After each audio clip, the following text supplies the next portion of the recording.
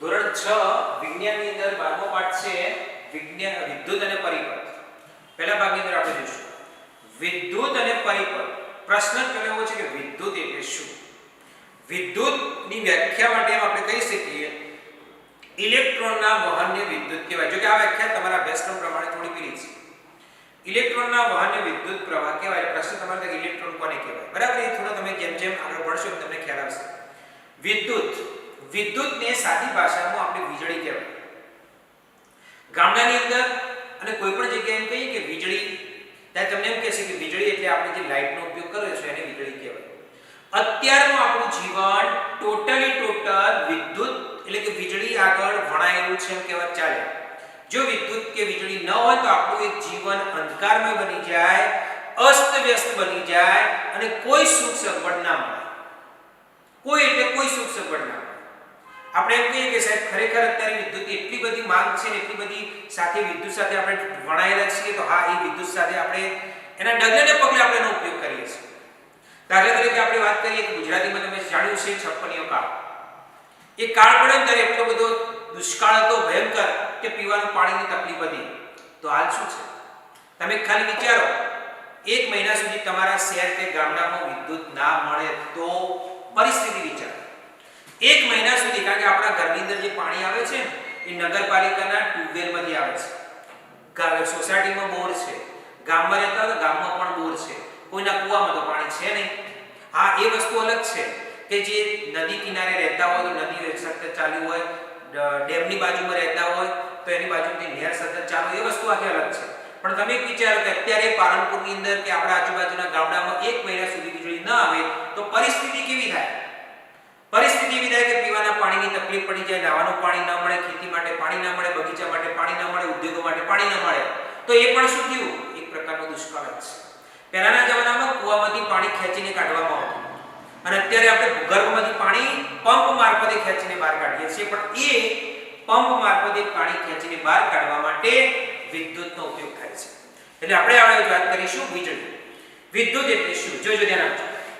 ઉદાહરણ તરીકે વીજળીનો ઉપયોગ કરી કૂવામાંથી પાણી ખેંચવા માટે. કૂવામાંથી પાણી ખેંચવા માટે પંપ એ ચાલુ કરો તો જ ઉપર પાણી આવે. ભૂગર્ભ ટાંકીમાંથી પાણીને ટેરેસ ઉપર ચડાવવું હોય ને તો એ મોટર હોય છે ભૂગર્ભ ટાંકીની અંદર, એ ચાલુ કરવી પડે છે. તો એવી જ રીતે એની મદદથી આપણે આ વીજળીની મદદથી પાણી બહાર કાઢી શકીએ છીએ જમીનમાંથી અને ભૂગર્ભ ટાંકીનું પાણી છે છત ઉપર મોકલી અને ઘરના બીજા ઓરડામાં પાણી પહોંચાડી શકીએ છીએ. આપણે યાદી કરો ખાલી કે વીજળીથી કયા કયા સાધનો ચાલે છે, તો લાંબી યાદી બનશે. આપણા ઘરની અંદર જ વાત કરીએ તો વીજળીથી કયા કયા સાધનો ચાલે? બલ્બ ચાલે, ટ્યુબલાઇટ ચાલે, ફ્રીજ ચાલે, ટીવી, ઘરઘંટી, વોશિંગ મશીન, કમ્પ્યુટર, બરાબર? અત્યારે રમકડા પણ વિદ્યુતથી ચાલે છે. મોબાઈલ ચાર્જિંગ કરવો પડે, નહીતર ના ચાલે. દરેક વસ્તુ આપણા સંપર્કમાં, આપણે જેટલી વસ્તુના સંપર્કમાં આવીએ છીએ ને તે વિદ્યુતથી જ ચાલતું હોય છે. ઘણી બધી વસ્તુ વિદ્યુતથી ચાલે છે. આ આપણે વાત કરી વિદ્યુતની, બરાબર? હવે વિદ્યુત આપણા ઘરની અંદર તમે વિચારો, ટોર્ચ એવી વસ્તુ છે કે લાઈટ જાય ત્યારે કામ આવે. ટોર્ચ તમે ઓન કરો ને ઓફ કરો, સ્વિચ આવે છે. એવું તે શું છે? ઓન કરો એટલે ચાલુ થાય, ઓફ કરો એટલે બંધ થાય. તો અંદર સેલ ભરવામાં આવે છે. તમે સેલ જોયા છે. સેલ અલગ અલગ પ્રકારના હોય છે. સેલ ઘડિયાળમાં નાખવા માટેના બટન સેલ આવે છે નાના. પેલી ભીગ ઘડિયાળમાં નાખવા માટે પેન્સિલ સેલ આવે છે નાના, ગોળ. ટોર્ચમાં નાખવાના માટે જાડા સેલ આવે છે, ગોળ. આવા અલગ અલગ પ્રકારના સેલ આવે છે જેને વિદ્યુત કોષ કહેવાય છે. આ વિદ્યુત કોષની વાત. વિદ્યુત કોષ. હવે આપણે ભણીશું કે વિદ્યુત કોષ એટલે શું. વિદ્યુત કોષ એટલે સાદી ભાષામાં આપણે એને સેલ કહીએ છીએ, પણ સેલ મેં કહ્યું એમ અલગ અલગ પ્રકારના આવે છે. જેવી વસ્તુ રિમોટ વાળી ઘડિયાળ હોય, કાંટા ઘડિયાળ હોય, તો એવા બધામાં બટન સેલ વપરાય છે, નાના ગોળ આવે તે, બરાબર? પછી ઘડિયાળ, ભીત ઘડિયાળ હોય કે કોઈ મોટી રમકડું હોય તો એની અંદર થોડા મોટા સેલના, આપણે ઘડિયાળના જે સેલ આવે ને એ પેન્સિલ સેલ આવે છે. અને ટોર્ચ લઈને જવું હોય તો અંદર 2 કે 3 જાડા સેલ ભરવામાં આવે છે. અત્યારે બત્તી જુઓ, અત્યારે ટોર્ચ એટલે બત્તી કહેવાય. ટોર્ચ એવા પ્રકારની આવે છે જેમાં ચાર્જિંગ કરવામાં આવે છે, તો એની અંદર બેટરી આવે છે, બરાબર? મોટી જો ટોર્ચ આવે છે, રાત્રે ખેડૂત લોકો ગામડાની અંદર ખેતરમાં લઈ જવા માટે એ બત્તીનો ઉપયોગ કરતા હોય છે ટોર્ચનો, તો એની અંદર મોટી શું આવે છે? બેટરી આવે છે. એ બેટરીનો ઉપયોગથી પણ એ ટોર્ચ ચાલે છે. હવે પ્રશ્ન એવો છે કે વિદ્યુત કોષ આ વિદ્યુત કોષ શું છે કે જેમાંથી વીજળી ઉત્પન્ન થાય છે. તો વિદ્યુત કોષ આને કહેવાય. જોજો આવો ગોળ વિદ્યુત કોષ છે. તમે જોયો છે આવો ગોળ આમ થઈ અને આમ અને અહીંયા કેપ મારેલી છે. આવી કેપ છે. આવો વિદ્યુત કોષ હોય છે. આ વિદ્યુત કોષની અંદર બે છેડા છે. ટોટલી આને સેલ કહેવાય, જેને વિદ્યુત સેલ તરીકે કે કોષ તરીકે ઓળખવામાં આવે છે. ઓના બે ભાગ છે. ઉપર કેપ છે, ટોપી જેવો ભાગ, અને નીચેનો ભાગ પ્લેટ છે, એને ડિસ્ક કહેવાય. એને શું કહેવાય? ડિસ્ક. નીચેનો ભાગ સીધો છે, પ્લેટ જેવો ભાગ હોય છે. ઉપરનો ભાગ જો તો તમને કેપ દેખાશે. બરાબર, ટોપી જેવો ભાગ છે. આવા દરેક સેલમાં આવા બે છેડા હોય છે. એક ઉપરનો છેડો, એક નીચેનો છેડો. છેડાને વિજ્ઞાનિક ભાષામાં ટર્મિનલ કહેવામાં આવે છે. એક ઉપરનો ટર્મિનલ, એક નીચેનો ટર્મિનલ. આ જે ઉપરનો કેપ વાળો ભાગ છે એ ધન છેડો કહેવામાં આવે છે, ધન ટર્મિનલ કહેવાય છે. અને નીચેનો ડિસ્ક જેવો ભાગ છે ને એને ઋણ ટર્મિનલ કહેવામાં આવે છે. એટલે કે વિદ્યુત કોષ હંમેશા બે ટર્મિનલ એટલે બે ધ્રુવો ધરાવે છે, એટલે કે બે છેડા ધરાવે છે. આ વિદ્યુત કોષ બે છેડા ધરાવે છે. એક કેપ વાળો ભાગ ધન ધ્રુવ પ્લસ અને ઋણ વાળો ભાગ ઋણ ધ્રુવ. અને ઋણ ધ્રુવને તમે માઈનસ વડે દર્શાવવામાં આવે છે. બરાબર, આવી રીતે કેપ હોય છે. તમે ના જોયો હોય તો ઘડિયાળમાંથી સેલ કાઢી અને તમે એનું નિરીક્ષણ કરી શકો કે નિરીક્ષણનો એક ભાગ કેપ જેવો હશે, એક પ્લેટ જેવો હશે. જે કેપ જેવો ભાગ છે એને ધન ટર્મિનલ તરીકે ઓળખવામાં આવે છે અને જે પેલો ભાગ છે એને ઋણ ટર્મિનલ તરીકે ઓળખવામાં આવે છે. હવે અહીંયા ધ્યાન આપજો. અહીંયા જે ચિત્ર આપ્યું છે ને, આ જે ચિત્ર છે ડેન્જરનું છે. લગભગ વિદ્યુતના થાંભલા ઉપર એવું ડેન્જરનું ચિત્ર હોય છે. આપણને કહું કે શા માટે હોય છે? કારણ કે વીજળી એટલી ભયંકર વસ્તુ છે કે તમારે એને સંપર્કમાં આવી જાય તો તમને કરંટ લાગી જાય. જો કરંટ લાગે તો તમને મોટું નુકસાન થાય અથવા જાનહાનિ થાય. મોટું નુકસાન એટલે કોઈ અંગની અંદર કોઈ વસ્તુ બની જાય, કોઈ દૂર ફેંકાઈ જાય તો ફ્રેક્ચર બી થઈ જાય, એવું બી થઈ જાય અને કેટલીકવાર માણસનું મૃત્યુ પણ થતું હોય છે. માટે આવા વિદ્યુતના સાધનોથી બને ત્યાં સુધી દૂર રહેવું જોઈએ. બરાબર, ખ્યાલ હોય તો જ, પણ બને ત્યાં સુધી એના માટેના સ્પેશિયલ સાધનો આવે છે. સાથે સાથે એ ઉપયોગ કરવા માટે એ વિદ્યુત અવાહક વસ્તુનો ઉપયોગ કરીને એ વસ્તુ રિપેર કરવામાં આવતી હોય છે. એટલે કહેવાનો મતલબ એમ છે કે એવી વસ્તુ જે ડેન્જર વસ્તુ છે વીજળી એના સીધા સંપર્કમાં આવવું જોઈએ નહીં અને ક્યારેય પણ ભીના હાથે સ્વિચો પણ પાડવી જોઈએ નહીં. હવે આપણે એક પ્રશ્ન કરીએ. બલ્બ. હું તમને બલ્બની વાત કરું. બલ્બ એટલે શું? બલ્બ જો કે બધાએ જોયો છે. તમે ટોર્ચ જુઓ તો ટોર્ચની અંદર સેલ ભરી અને ટોર્ચ ઓન કરશો ત્યારે બલ્બ પ્રકાશિત થશે. આપણે સ્વાભાવિક રીતે એમ કહેતા હોઈએ છીએ કે બલ્બ પ્રકાશિત થયો, પણ બલ્બનો કયો ભાગ પ્રકાશિત થયો એ વસ્તુ જાણવું જરૂરી છે અને બલ્બ વિશેનું જ્ઞાન પણ હોવું જરૂરી છે. આપણે જોઈએ કે બલ્બ કોને કહેવાય. સાંભળો એ જોજો. આવો એક ભાગ હોય છે.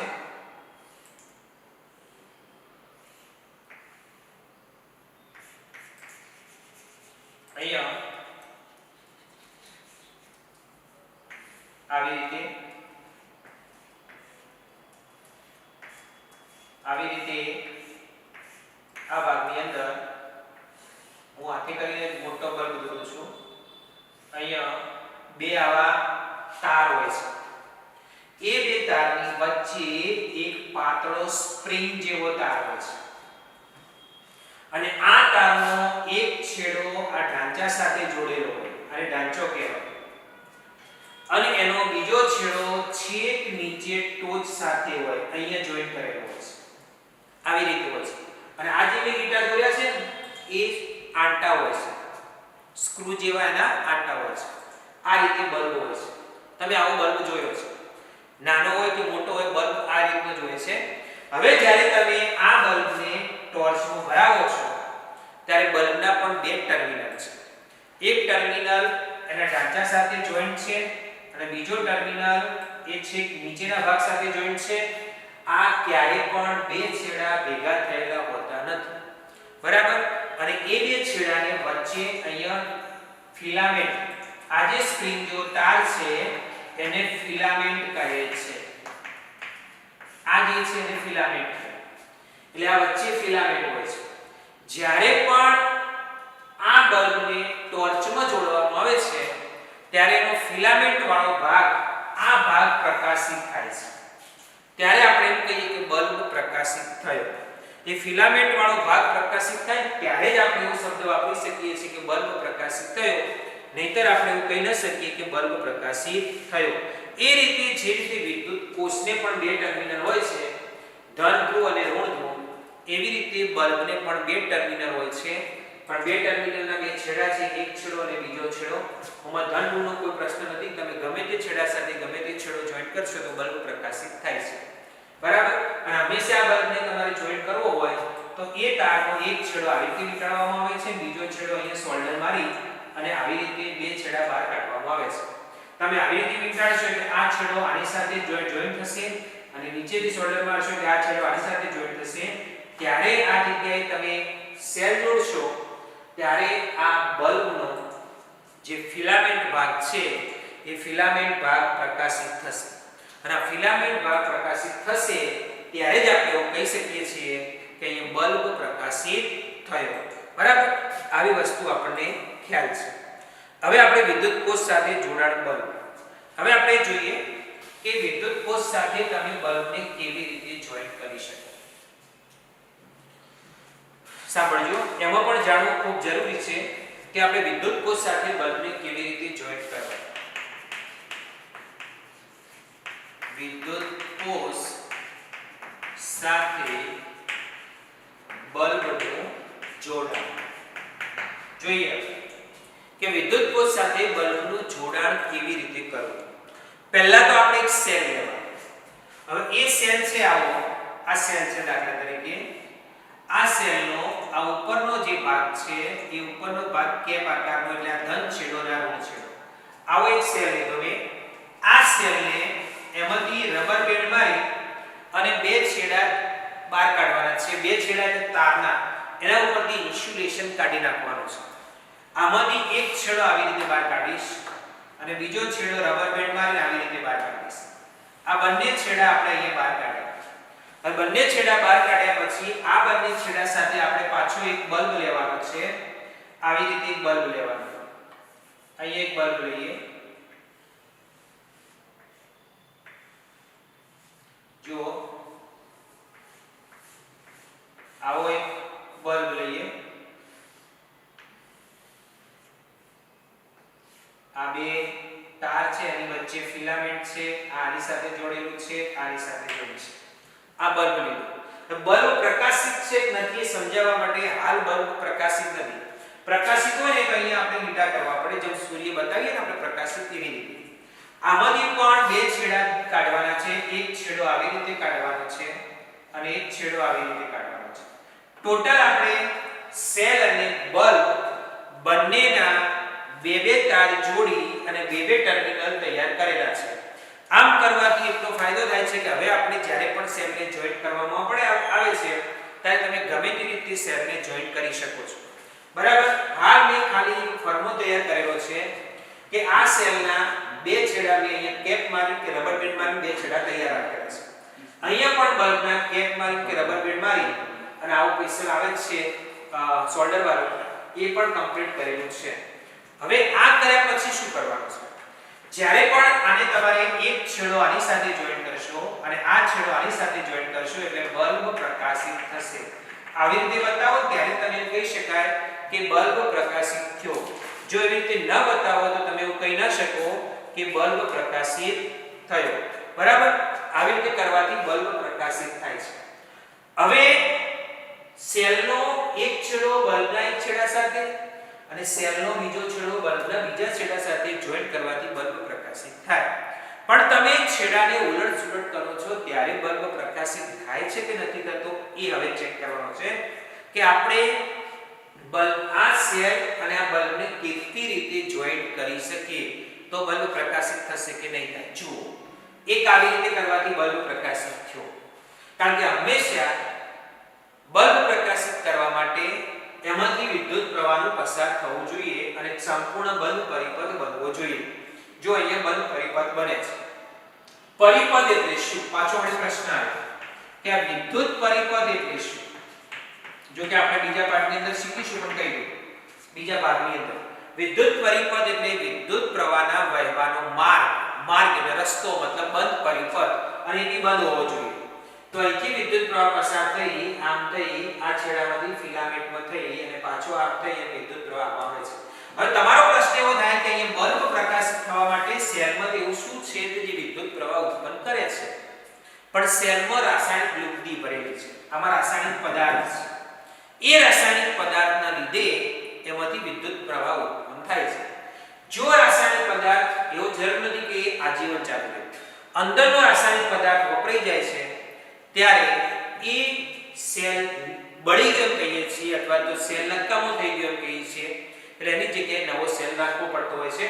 પણ જ્યાં સુધી આની અંદર રાસાયણિક પદાર્થ છે ત્યાં સુધી વિદ્યુત ઉત્પન્ન કરશે, અને જ્યારે પણ એમાંથી રાસાયણિક પદાર્થ ખલાસ થઈ જશે ત્યારે વિદ્યુત ઉત્પન્ન કરતો નથી. બરાબર. હવે આપણે જોઈએ જુદી જુદી રીતે સેલનું બલ્બ સાથેનું જોડાણ. જુદી જુદી રીતે બલ્બ પ્રકાશિત થાય છે કે નહીં. પહેલી વસ્તુ તો આ જુઓ, એક છેડાને એક છેડા સાથે, બીજા છેડાને બીજા છેડા સાથે જોડ્યો તો સેલ બલ્બ પ્રકાશિત થયો. હવે હું આમ કરું છું.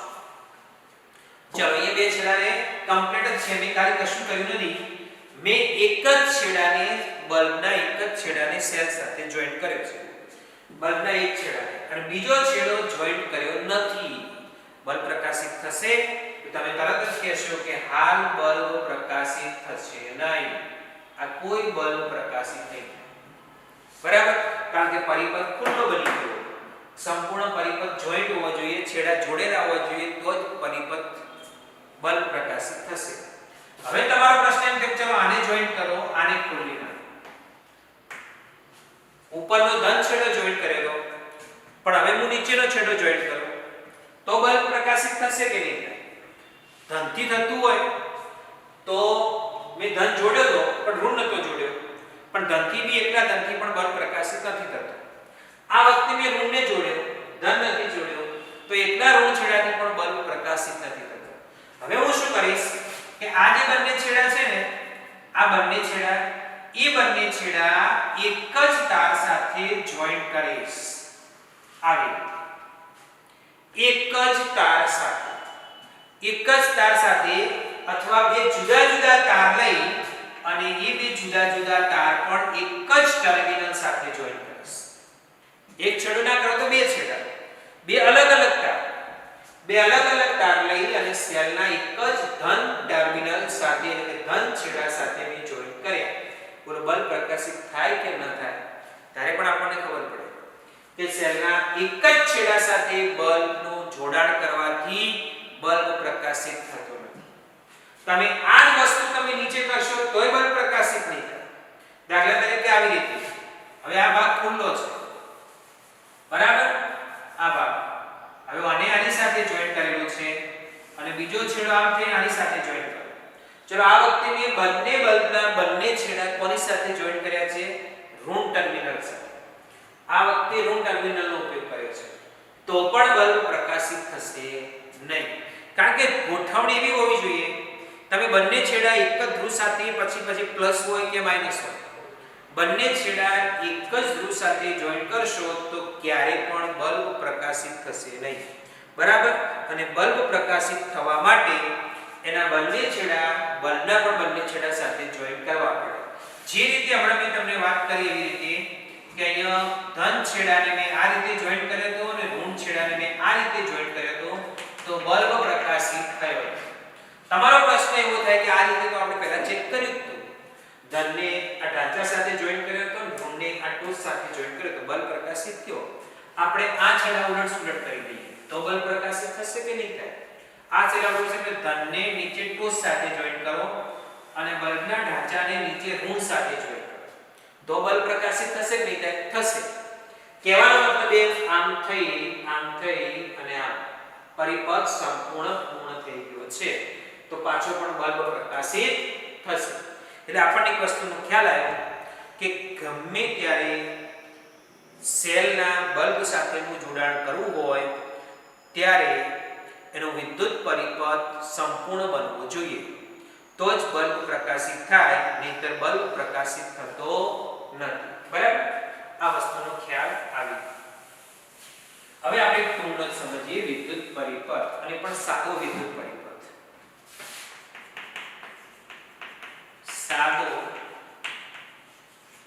વિદ્યુત પરિપથ સમજાવો. આવી એક ટૂંક છે કે સાદો વિદ્યુત પરિપથ સમજાવો.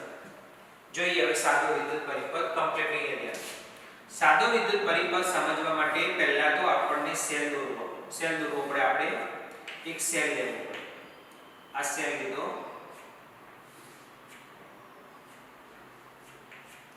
આવી રીતે આ સેલ. બીજો એક બલ્બ લીધો,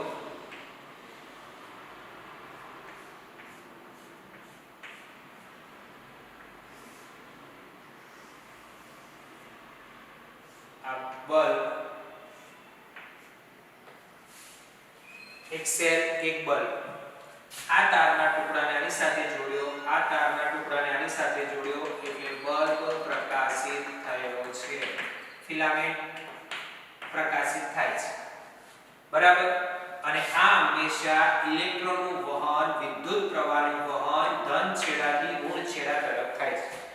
તો અહીંયા આ પોઈન્ટ શીખવા માટે આપણે જુદી જુદી રીતે આખી ટૂંકનોટ સમજીશું. સાંભળો. પહેલા સાદો વિદ્યુત પરિપથ સમજાવો. અને સાદો વિદ્યુત પરિપથ સમજાવવાની વાત આવે એટલે પહેલા તો આવી આકૃતિ દોરવી પડે, જેમાં સાદો વિદ્યુત પરિપથમાં માત્ર ને માત્ર ચાર વસ્તુ આવે.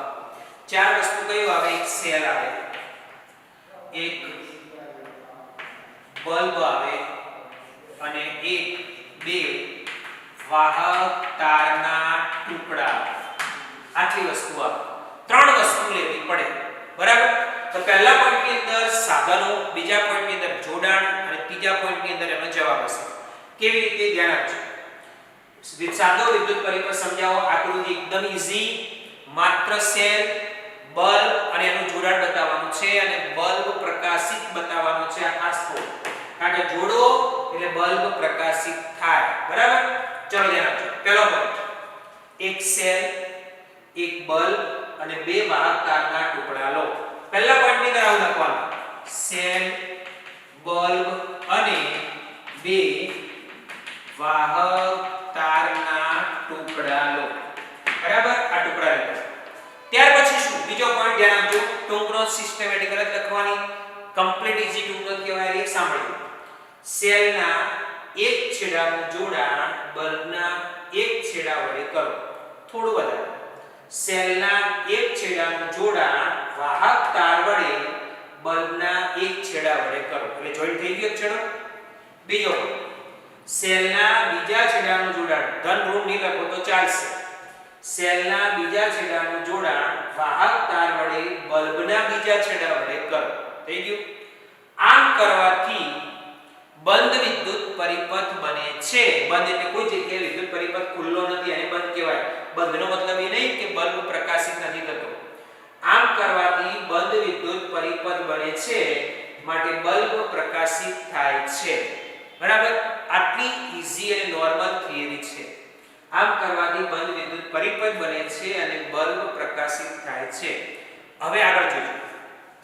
જ્યારે પણ બંધ પરિપથ બને અને બલ્બ પ્રકાશિત થાય ને ત્યારે વિદ્યુત પ્રવાહનું વહન, આ સમજજો, વિદ્યુત પ્રવાહનું વહન એટલે કે વીજળીનું વહન, વિદ્યુત પ્રવાહનું વહન ધન ધ્રુવથી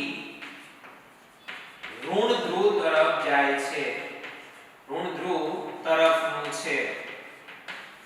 આપણે એમ કહીએ કે આમાંથી વિદ્યુત પ્રવાહ કઈ રીતે વહેતો હશે? તો એ વિદ્યુત પ્રવાહ ધન છેડાથી આમ થઈ અને આમ થઈને ઋણ છેડા તરફ સતત વહે છે. જ્યાં સુધી અંદર રાસાયણિક પદાર્થ એટલે લુગદી ભરેલી છે ત્યાં સુધી આમ થઈને આમ વિદ્યુત પ્રવાહ વહે છે. એટલે સતત આ ફિલામેન્ટ પ્રકાશિત થાય છે, ગરમ થાય છે, એના લીધે પ્રકાશિત થાય છે અને આપણને બલ્બ ચાલુ હોય એમ દેખાય છે, એટલે કે ચાલુ જ હોય છે. તો આવી રીતે આ સાદો વિદ્યુત પરિપથ દોરી પણ શકાય અને ઈઝી રીતે આકૃતિ સમજી પણ શકાય. અને કોઈ પણ સાદો વિદ્યુત પરિપથ દોરો ને ત્યારે સેલની અંદરનો એક નિયમ છે કે સેલ હંમેશા પ્લસ માઈનસ એટલા માટે છે, એક છેડો પ્લસમાં જોડવાનો, બીજો છેડો માઈનસમાં જોડવાનો અને બાકીના બે છેડા પ્રકાશ ઉદ્ગમ સ્થાન એટલે કે બલ્બ સાથે જોઈન્ટ કરવાના છે. અને એમ કરવાથી બલ્બ વિદ્યુત પરિપથ બને છે, એટલે બલ્બ પ્રકાશિત થાય છે. અને વિદ્યુત પ્રવાહનું વહન થતું હોય ત્યારે સેલની અંદર અને બલ્બની અંદર અને વાહક તારની અંદર હંમેશા ધન ધ્રુવથી ઋણ ધ્રુવ તરફ વિદ્યુત પ્રવાહનું વહન થયા કરે છે. હવે એક પ્રશ્ન છે, કેટલીકવાર આ રીતે જોઈન્ટ કરવાથી પણ બલ્બ પ્રકાશિત થતો નથી. કેટલીકવાર આપણે સેલ બી નવો છે, તારના બે ટુકડા લઈ અને મસ્ત રબર બેન્ડથી ફિટ બી કરેલા છે અને બલ્બ બી જોઈન્ટ કરેલો છે, પણ બલ્બ પ્રકાશિત નથી. સેલ બી નવો હોવા છતાં જો બલ્બ પ્રકાશિત ન થયો ત્યારે સમજવું કે કોઈ જગ્યાએ ભંગાણ છે. ભંગાણનો મતલબ ફ્યુઝડ થયો છે. તમારો બલ્બ ફ્યુઝડ થયો છે. આપણો બલ્બ ફ્યુઝડ થયોનો મતલબ આપણે ગુજરાતી સાદી ભાષામાં એવું વાપરીએ છીએ કે બલ્બ ઉડી ગયો છે. તમે કોઈ પણ બલ્બ ઉડી ગયો અને એનું નિરીક્ષણ કરજો. બલ્બ ઉડે તેનો કયો ભાગ તૂટી જાય. બલ્બ ઉડે ને એટલે આ જે અંદરનું ફિલામેન્ટ છે ને, પાતળું સ્પ્રિંગ જેવું વાયર, એ ફિલામેન્ટ તૂટી જાય છે. અને ફિલામેન્ટ તૂટી જાય ત્યારે આપણે કહીએ કે બલ્બ ફ્યુઝડ થઈ ગયું. જો વિજ્ઞાનની ભાષામાં એવો શબ્દ વપરાય કે બલ્બ ફ્યુઝડ થઈ ગયું. બાકી સાદી ભાષામાં આપણે એમ કહીએ કે બલ્બ ઉડી ગયો અથવા બલ્બનું ભંગાણ થઈ ગયું. બલ્બ ઉડી ગયો એટલે હવે પરિપથ પૂર્ણ નથી થતો. બલ્બ પ્રકાશિત ન થવાનું એક જ કારણ કે ધન ધ્રુવમાંથી જ્યારે વાહક તારને બલ્બ સાથે જોડ્યો છે ત્યારે વાહક તારમાંથી વિદ્યુત પ્રવાહનું વહન થાય છે અને ટર્મિનલ આ છેડા સુધી પહોંચે છે, પણ અહીંયા ફિલામેન્ટ તૂટેલો હોવાથી તે પાછું અહીંથી આવી શકતો નથી. માટે ખુલ્લો વિદ્યુત પરિપથ બની જાય છે અને ખુલ્લો વિદ્યુત પરિપથ બનવાને કારણે જ બલ્બ પ્રકાશિત થતો નથી. માટે આપણે કહી શકીએ કે આ જગ્યાએ બલ્બ પ્રકાશિત થશે નહીં. બરાબર. હવે ઘણીવાર એવું બને કે મેં તમને આજ સુધી એવું કહું છું કે બલ્બ પ્રકાશિત કરવા માટે આપણે એક વસ્તુ ફાઇનલ છે કે બલ્બ પ્રકાશિત કરવા માટે આ પાઠની અંદર આ જ થિયરી અંદર એવા શબ્દો વાપર્યા છે. એક સેલ જોઈએ, એક બલ્બ જોઈએ અને બે વાહક તારના ટુકડા છે. હવે કોઈ પરિસ્થિતિમાં એવું થયું તમારી પાસે એક જ ટુકડો છે, બલ્બ પ્રકાશિત કરવી છે, તો તમે સાહેબ બે ટુકડા કરી નાખો ને એક ટુકડાના બે ટુકડા કરી નાખો. પણ એક ટુકડાના બે ટુકડા કરવાથી તમારે આ બે છેડાને અહીંયા પહોંચતા નથી. તો એવી પરિસ્થિતિમાં તમારે શું કરવું એનું જરા આગળ વિચારો. ચલો હવે આપણી પાસે આટલા સાધનો છે, માત્ર સેલ, એક તારનો ટુકડો અને બલ્બ. અને બલ્બ પ્રકાશિત કરવો છે ત્યારે શું કરીશું? એકદમ ઈઝી વસ્તુ છે. જો બલ્બ પ્રકાશિત કરવો ને તો તમે બલ્બને કોઈ હોલ્ડરમાં ફિટ નહીં કરવો પડે. હોલ્ડરમાં ફિટ કરશો તો બલ્બ પ્રકાશિત કરવા માટે મુશ્કેલી અનુભવશો. ત્યારે તમારે પહેલા તો આ બલ્બ છે. જુઓ, હું આ બલ્બ તમને દોરીને બતાવું કે આ એક બલ્બ છે. આ બલ્બ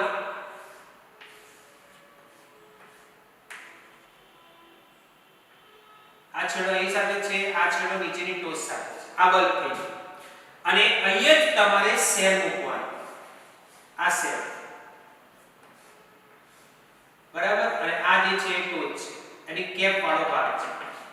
આવી રીતે સેલની ઉપર જ બલ્બ મૂકી દેવાનો અને જે બાકીનો અહીંયા ઢાંચા વાળો ભાગ છે ને ત્યાંથી છેડો જોડી અને અહીંયા જોઈન્ટ કરી દેવાનો.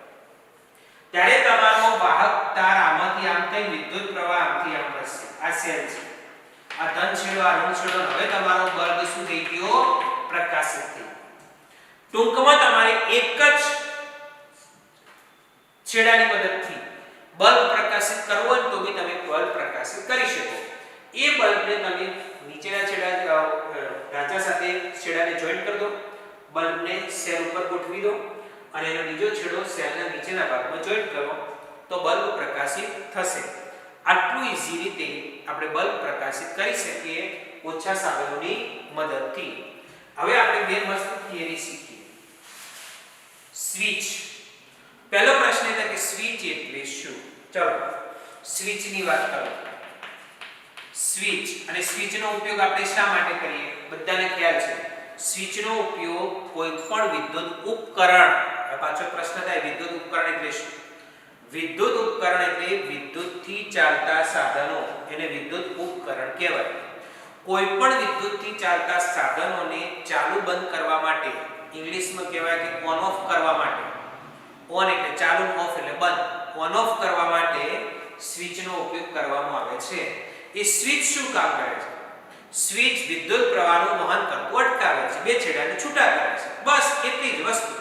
પણ આપણને ખબર હોવી જોઈએ કે સ્વિચ કયા છેડા ઉપર જોઈન્ટ કરવી કે બંને છેડા ઉપર જોઈન્ટ કરવી. તો સ્વિચ હંમેશા એક જ છેડા ઉપર જોઈન્ટ થાય, બે છેડા ઉપર જોઈન્ટ થાય નહીં. અને એક જ છેડા ઉપર જોઈન્ટ કરી અને સ્વિચનું કામ તમે કરી શકો. દાખલા તરીકે તમે એ ધ્યાન આપશો કે આપણી પાસે આવો એક સેલ છે.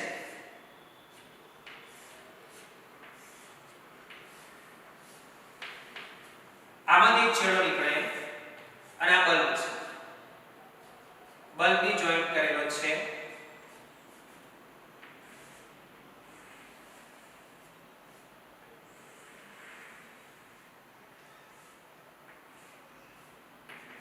અહીંયા ફિલામેન્ટ અને અહીંથી જે છેડો નીકળે ને આ જગ્યાએ એક સ્વિચ છે. સ્વિચમાં કઈ વધારે જટિલ વસ્તુ નથી, એકદમ ઈઝી બાબત છે કે એમાં બે છેડા હોય, એક આવો છેડો ને એક આવો છેડો. તમે સેફ્ટી પિનની મદદથી પણ સ્વિચ બનાવી શકો. જુઓ આ જુઓ, આ સ્વિચ હંમેશા એક જ છેડા ઉપર જોઈન્ટ કરાય, બે છેડા ઉપર નહીં.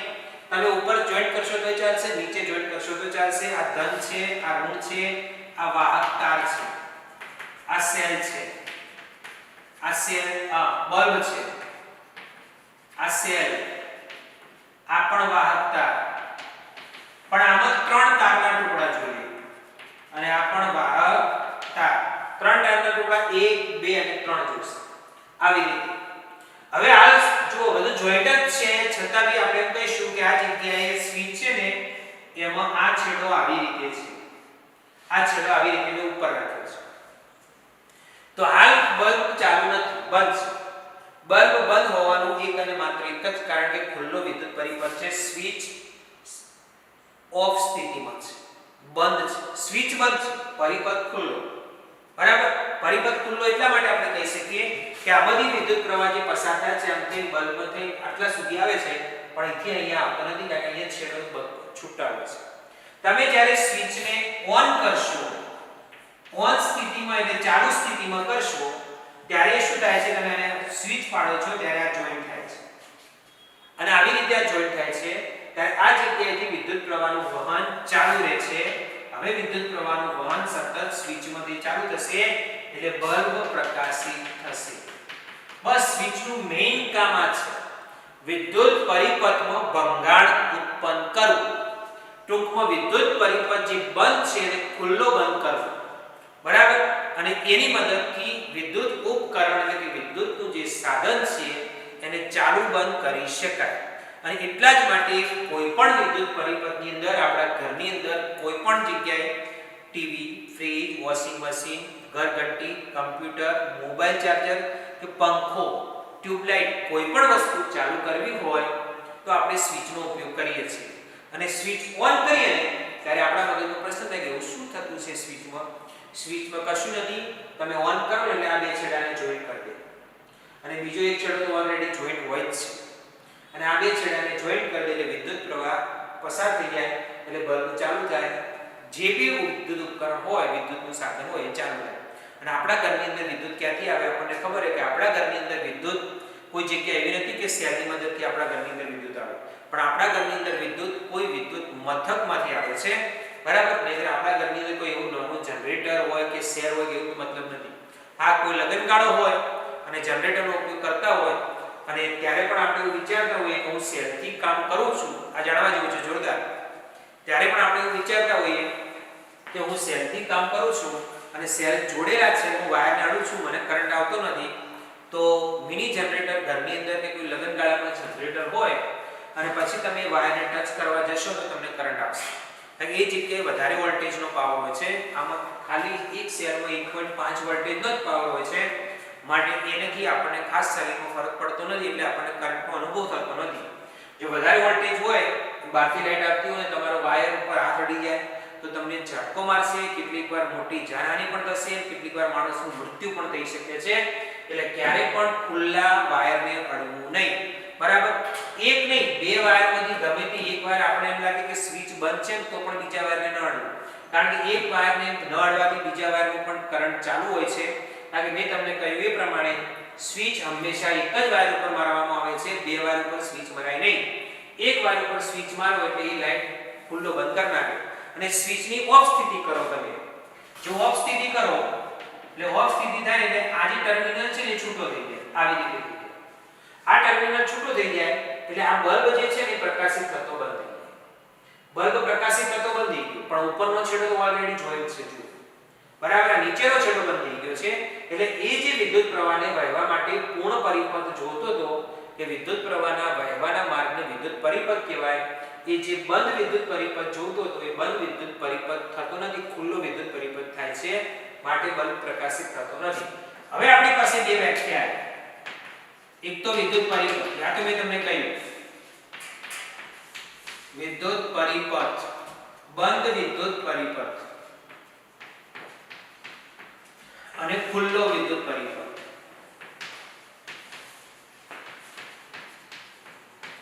આ ત્રણ વ્યાખ્યા છે. વિદ્યુત પરિપથ એટલે વિદ્યુત પ્રવાહનો વહેવાનો માર્ગ. આ જે ખાલી વહેવાનો માર્ગ છે ને એને વિદ્યુત પરિપથ કહેવાય. બંધ વિદ્યુત પરિપથ એટલે આને બંધ વિદ્યુત પરિપથ કહેવાય. એ આ જોઈન અને બંધ પ્રકાશ, આને બંધ વિદ્યુત પરિપથ કહેવાય. બંધ વિદ્યુત પરિપથ એટલે સ્વિચ ઓન સ્થિતિ, સ્વિચની ચાલુ સ્થિતિ, પણ કોઈ છેડો ખુલ્લો નથી ત્યારે બંધ વિદ્યુત પરિપથની વ્યાખ્યા તમે એવું બોલી શકો કે સેલના બે છેડા અને બલ્બના બે છેડા જોડેલા હોય ત્યારે બલ્બ પ્રકાશિત થાય છે, તેને બંધ વિદ્યુત પરિપથ કહે છે. ટોટલ 4 છેડા થયા, સેલના બે અને બલ્બના બે. આ ચારમાંથી કોઈ પણ એક છેડો છૂટો હોય ને તો વિદ્યુત પ્રવાહ પસાર ના થાય.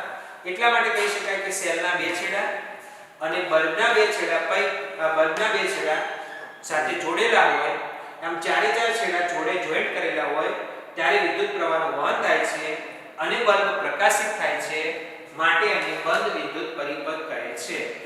હવે ખુલ્લો વિદ્યુત પરિપથ. ખુલ્લો વિદ્યુત પરિપથ કોને કહેવાય? તો એ જ વસ્તુ છે, સેલના બે છેડા અને બલ્બના બે છેડા. ટોટલ છેડા કેટલા થયા? 4. સેલના બે છેડા અને બલ્બના બે છેડા પૈકી કોઈ પણ એક છેડો છૂટો હોય ત્યારે વિદ્યુત પ્રવાહનું વહન થતું નથી. કોઈ પણ એક છેડો એટલે આ બે છે અને આ બે છે, એમાંથી તમે આ છોડી નાખો ને તો પણ ના થાય, અહીંથી અહીંયા છોડી નાખો તોય ના થાય, આ છેડો છૂટો હોય તોય બલ્બ પ્રકાશિત ના થાય અને આ છેડો છૂટો હોય તોય બલ્બ પ્રકાશિત ના થાય. એટલે એમ કહી શકાય કે સેલના બે છેડા અને બલ્બના બે છેડા પૈકી કોઈ પણ એક છેડો છૂટો હોય ત્યારે બલ્બ પ્રકાશિત થતો નથી અને એમાંથી વિદ્યુત પ્રવાહનું વહન થઈ શકતું નથી, જેને ખુલ્લો વિદ્યુત પરિપથ કહે છે. બરાબર. આમ વિદ્યુત પ્રવાહ માટે આ જે માર્ગ તૈયાર થાય છે એને આપણે વિદ્યુત પરિપથ રીતે ઓળખતા હોઈએ છીએ. અને વિદ્યુત પરિપથ રીતે એટલા માટે કે એ વિદ્યુતનો માર્ગ છે અને એમાંથી વિદ્યુત પ્રવાહ પસાર થાય છે, માટે આપણે એને વિદ્યુત પરિપથ તરીકે ઓળખતા હોઈએ છીએ. હવે એક બીજી વાત નોર્મલી કહ્યું કે ગમે ત્યારે તમે આવા પ્રયોગો કરો ને તો આવા પ્રયોગો કરવા માટે તમે સ્વિચ જાતે બનાવી શકો. સ્વાભાવિક છે કે આપણી પાસે સેલ પણ હોય, 3 તારના ટુકડા પણ હોય, બલ્બ પણ હોય. સ્વિચ બનાવવા માટે તમે એકદમ ઈઝી બનાવી શકો. સ્વિચ બનાવવા માટે તમારે પૂઠું લેવાનું, આવી રીતે એક પૂઠું લઈ અને બે ક્લિપ લેવાની. એક ક્લિપ છે ને એ સેફ્ટી પિનનું જે કાણું આવે ને એમાં ભરાઈ દેવાનું અને એની સાથે વાયર જોઈન્ટ કરીને બહાર કાઢી દેવાનું. એક આ વાયર અને બીજું તમારે ક્લિપની અંદર વાયર જોઈન્ટ કરી અને એને બહાર કાઢી દેવાનું. અને આ જે સેફ્ટી પિન છે ને એ સેફ્ટી પિન તમારી આવી રીતે સેફ્ટી પિન હશે. આ તમારી એક પ્રકારની સ્વિચ થઈ. સેફ્ટી પિનની મદદથી બનાવેલી સ્વિચ. કારણ કે સેફ્ટી પિન છે ને એને બક્કલ કહેવાય. એ સેફ્ટી પિન લોખંડની બનેલી છે અને લોખંડમાંથી વિદ્યુત પ્રવાહ પસાર થાય છે. એટલા માટે આ રીતે તમે સેફ્ટી પિનનો ઉપયોગ કરી શકો. હવે તમે આ સેફ્ટી પિનને એ આમાં ખાલી એક હુક મારેલો છે, બરાબર? એટલા માટેના કાણાની અંદર એટલે એ સેફ્ટી પિન આમથી આમ હલશે. કારણ કે કાણું છે ખાલી એક જ હુક માર્યો છે, એ હલશે. અને અહીંયા પણ એક આપણે એવી રીતે હુક મારી દીધો છે અને એ જગ્યાએ વાયર જોઈન્ટ કરીને બહાર કાઢ્યો છે. તો એ સેફ્ટી પિન આમથી આમ હલશે. એ સેફ્ટી પિનને તમે આમથી નડાય અને ટચ કરશો એટલે વિદ્યુત પ્રવાહ ચાલુ થશે. સેમ આ સિસ્ટમ એ હશે. દાખલા તરીકે અહીંયા હું સેફ્ટી પિન મૂકું, આમ જેને આમ સેફ્ટી પિન મૂકું તો આને આમ ટચ કરાવું સેફ્ટી પિન આવી રીતે આમ ટચ એટલે સ્વિચ ઓન સ્થિતિ થઈ ગઈ. આ સ્વિચ કઈ સ્થિતિ થઈ ગઈ? ઓન સ્થિતિ થઈ ગઈ.